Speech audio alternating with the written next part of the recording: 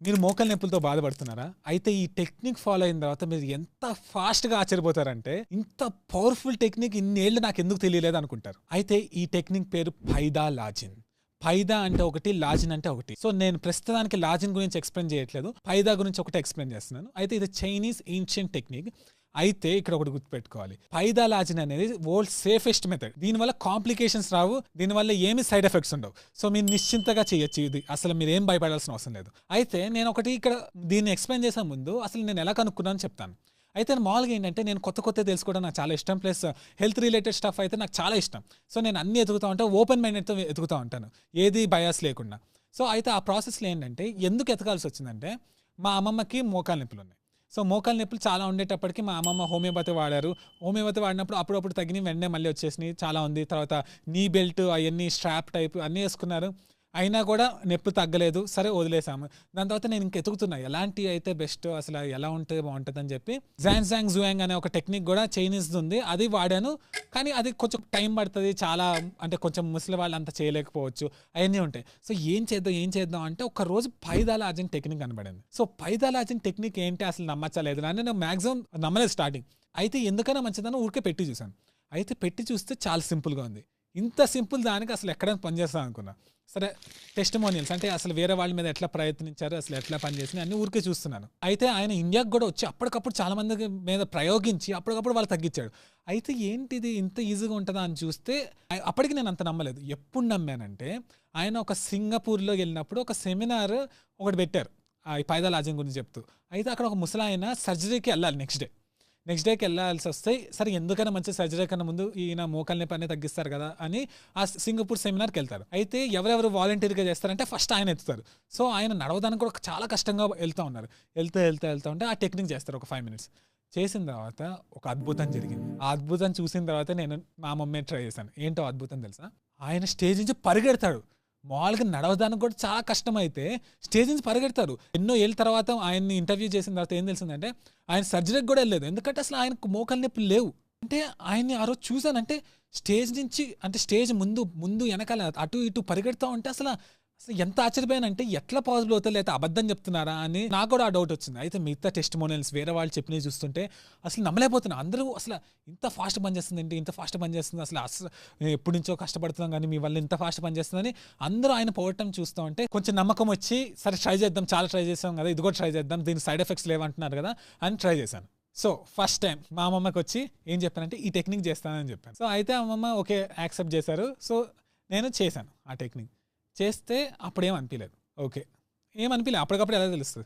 మా అమ్మమ్మ కొంచెం ఒక 5-10 minutes తర్వాత ఏమన్నారంటే కాలు లైట్‌గా అనిపిస్తుంది. ఏదో లైట్ ఫీలింగ్ కలుగుతుందని చెప్పి. అంటే లైట్ అంటే తేలిగ్గా కనపడుతుందని చెప్పింది. అయితే ఓకే అని వదిలేసాం. ఆ రోజే షాపింగ్‌కి వెళ్ళాల్సి వచ్చింది బయటికి. సో, షాపింగ్‌కి వెళ్తుంటే అక్కడ మెట్లు ఉంటాయి కదా! ఆ మెట్లు ఎక్కుతున్నప్పుడు ఎక్కేసిన తర్వాత మా అమ్మమ్మ ఏదో కొంచెం వేరేగా కనబడుతుంది, ఏదో చాలా తేలిగ్గా ఉంది అని అంటున్నారు. అయితే నేను అంత పట్టించుకోలేదు. తర్వాత వెళ్తుంటే మా అమ్మమ్మకి కాలుకి తగులుతుంది ఏదో అడ్డొచ్చి. అయితే ఆ పాటికి ఫుల్ మోకాలు నొప్పి రావాలి కదా! అయినా కూడా రాలేదు. లైట్‌గానే ఉందని చెప్తున్నా. సాయంత్రం వచ్చాం నొప్పి రాలేదు. నెక్స్ట్ డే చూసాం నొప్పి రాలేదు. దాని తర్వాత రోజు చూసాం నొప్పి రాలేదు. ఒక వారం చూసాం నొప్పి రాలేదు.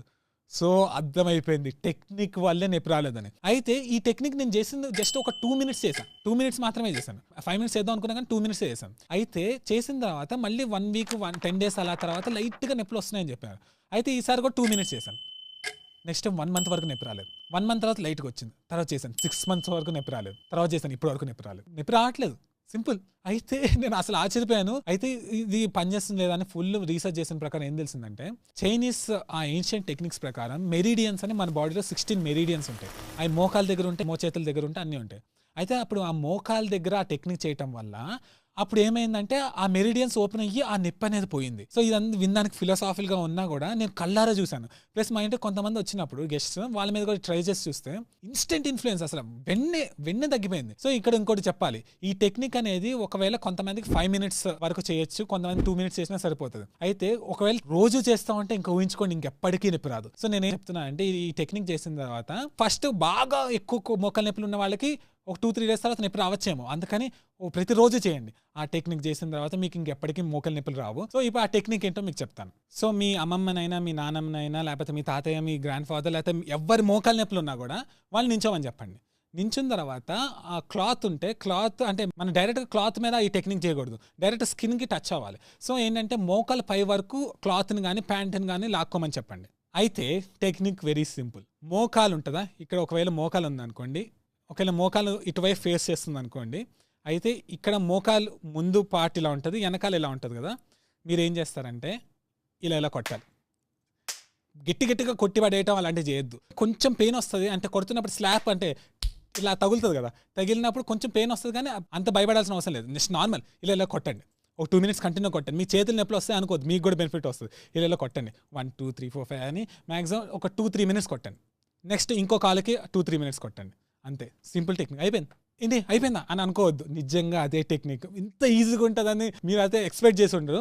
అయితే ఇప్పుడు బేసిక్ ఏంటంటే కొంతమంది 5 minutes కొట్టాల్సి వస్తుంది, కొంతమంది 2 minutes కొట్టాల్సి వస్తుంది. మా అమ్మకి అయితే 2 minutes సరిపోతుంది. మీరు అది టెస్ట్ చేసుకోండి. స్టార్టింగ్ నేను రికమెండ్ చేసేది ఏంటంటే ఒక 3 minutes అలా కొట్టండి, కొట్టి చూడండి. ఒక కాలుకి 3 minutes, ఇంకో కాలుకి 3 minutes. ఒకవేళ ఇద్దరు మనుషులు ఉంటే ఒకేసారి మీరు ఒక కాలు సెలెక్ట్ చేసుకోవచ్చు, మీరు ఒక కాలు సెలెక్ట్ చేసుకోవచ్చు, ఇద్దరు ఒకేసారి కొట్టచ్చు 3 minutes.